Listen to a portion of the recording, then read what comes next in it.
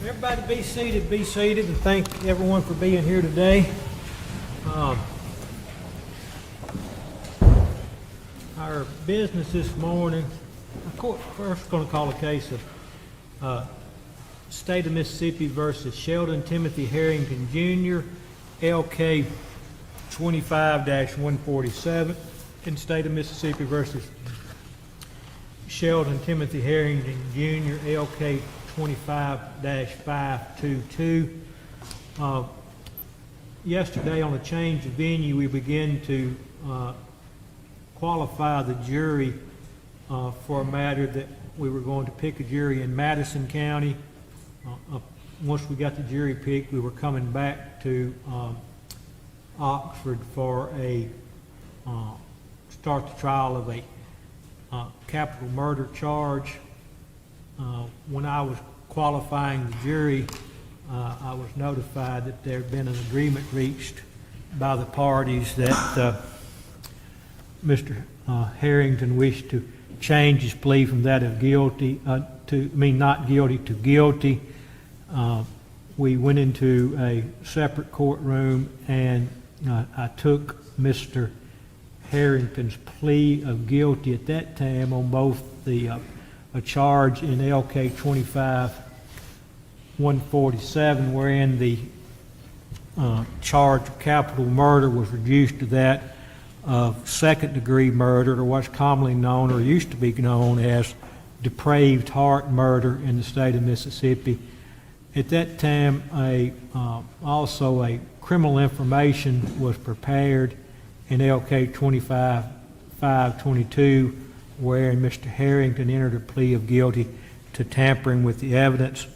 At that time, I pointed out to Mr. Herrington and his attorney, and they were aware of it, that this court had previously dismissed a charge of tampering with the evidence, in that this court feels that the statute of limitations had ran on that particular charge, and my court still feels that way. But the parties, in order to, as I understand it, in order to resolve this matter without the need of a trial, Mr. Herrington was going to enter the plea of guilty to that tampering with an evidence charge as well, and with the understanding that the court feels that the statute of limitations had ran on that. And I understand, Mr. Afram, that you advised your client that statute of limitations had ran, but in order to facilitate this, everybody was going to waive the issue of the running of the statute of limitations. Is that correct? That's correct, Your Honor. Okay.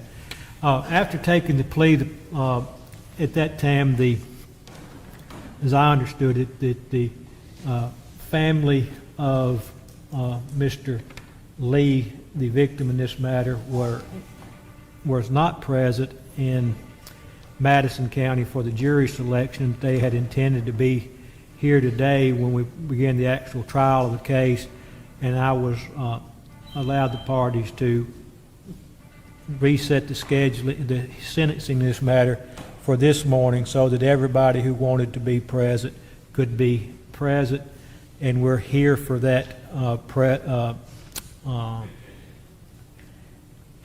that sentencing today. There, I understand the parties had an agreement at that time and reduced it to writing a plea petition as to what the sentencing would be in this case. Is that correct? Yes. All right. Yes, sir. All right. Is there anything else or any preliminary matters I need to deal with prior to announcing sentencing in this matter? Your Honor, it's my understanding that Mr. Jimmie would like to address the court. That'd be the father of Mr. Of the victim's father. Yes, sir. I'll be glad to hear from Mr. Lee if he's welcome to come take the stand and make any statements he would like. Thank you, Your Honor.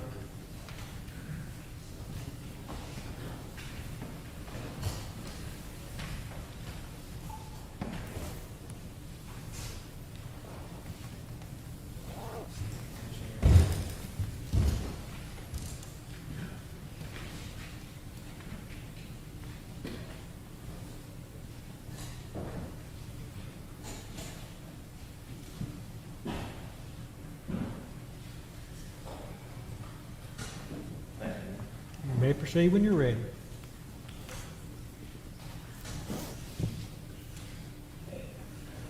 I'm Jimmie, Jay's father. I'm broken father. I'm here to give a message and to just let Herrington know that I don't have hell to keep you out of, or heaven, a hell to put you in, or heaven to keep you out. I want to remind you of God's redemptive plan. As a minister, I have to give God's message to you. You don't have to go to hell behind this. You need to offer yourself to God for delivery. I knew from the beginning that you did this. And I believe it's found in you. I haven't said much in this entire trial, but with my broken heart, I'm sharing God's love too.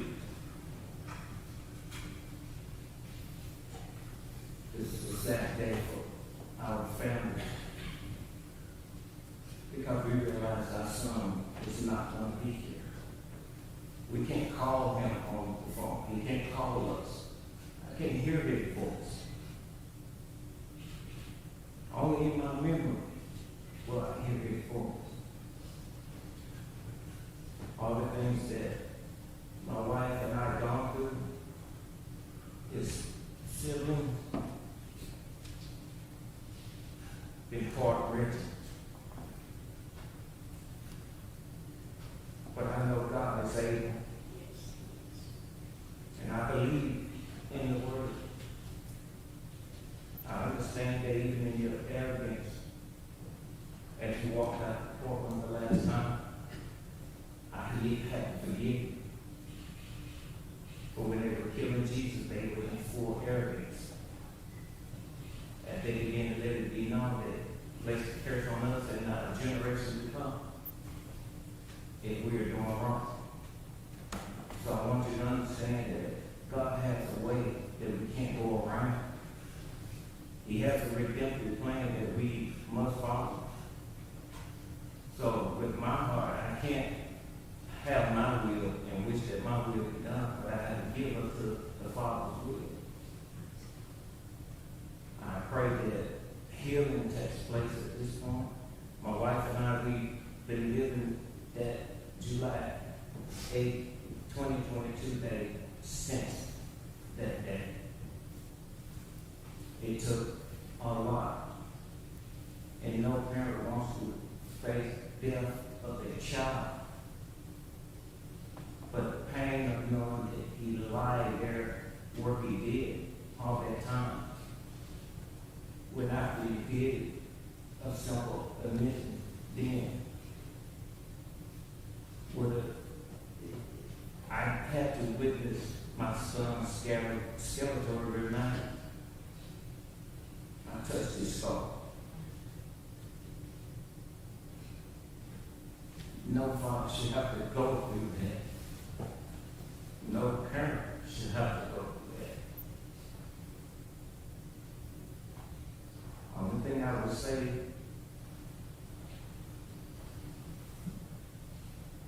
Jay trusted you, but it did mistake to trust me in humanity. For we knew that humanity prevailed, people would do certain things, wouldn't go over a certain line. So I pray for this country's humanity to be restored, so people won't do the things that they're doing now, where our countries are growing. And I think so many people that took place to bring this about. But I just wanted to address the court in Timothy and let them know what God has given me. Now I miss my son every single day. a conversation of driving down the road and having hours of conversation. But I can't hear his voice anymore. I can't see his face anymore. Only in my memory. I'm just thankful for the family holding together. And just pray that we grow stronger. That we finally heal and get past this. And I pray for even your family, your heritage. I pray that you guys see yourself in the mirror. And ask God to do what He is to do for you. I know that's not going to be easy. But God has given me this to let you know. Thank you. Thank you.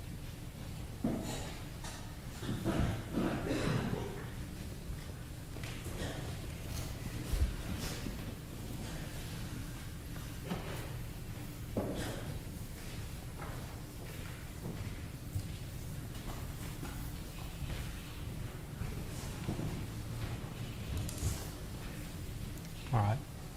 You may, if you would, Mr. Herrington.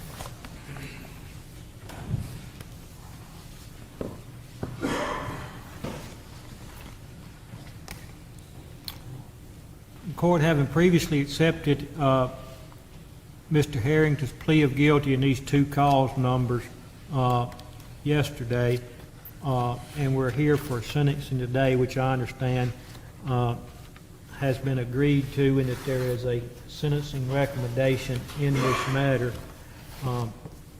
Can the state advise me as what that sentencing recommendation is?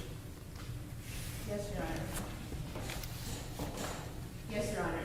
The state recommend to the charge of second-degree murder that the defendant is sentenced to 40 years in the custody of the Mississippi Department of Corrections, with 10 of those years to be suspended and 30 of those years to serve, and 10 of those years on post-release supervision.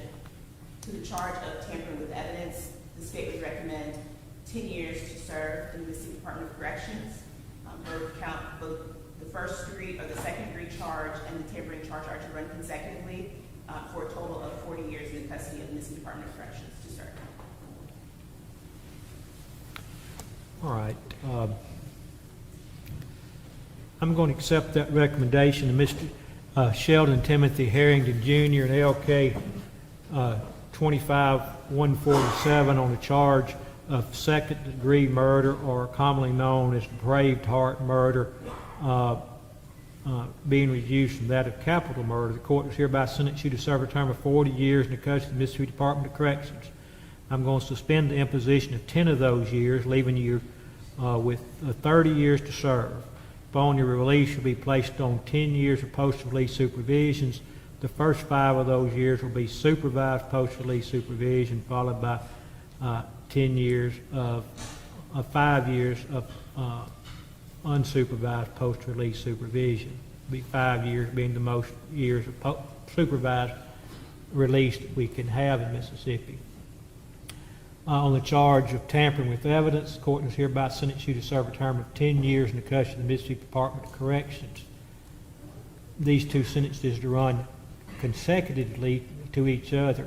It being the intention of the court that you that the court impose a total sentence of 40 years in the custody of Mississippi Department, 50 years in the custody of Mississippi Department of Corrections, with 10 of those years being suspended, leaving you 40 years to serve, followed by 5 years of supervised post-release and 5 years of unsupervised post-release. You'll pay all court cost fees and accept assessments in this case. You'll owe nothing on those court cost fees and assessments in this matter for a period of 1 year after your release. After 1 year after your following your release, you'll begin paying those court cost fees and assessments at a rate of $100 per month.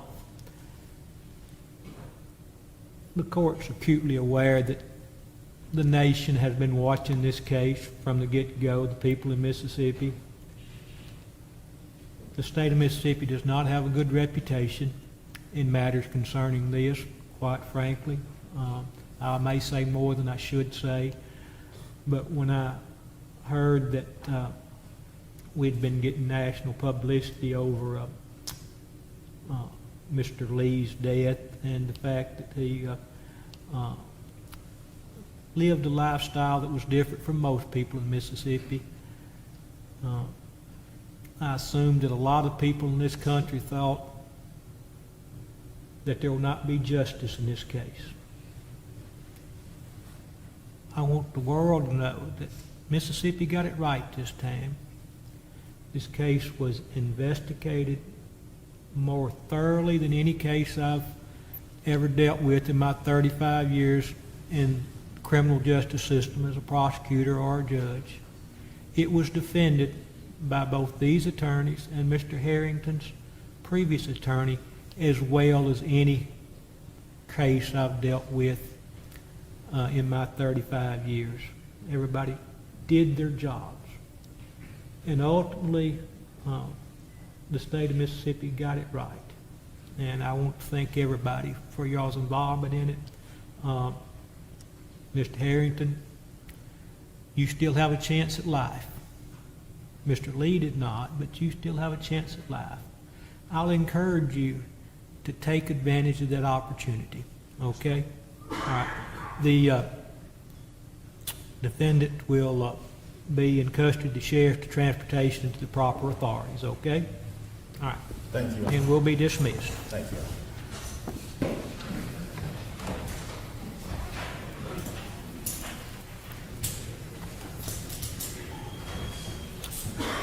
Court being recessed.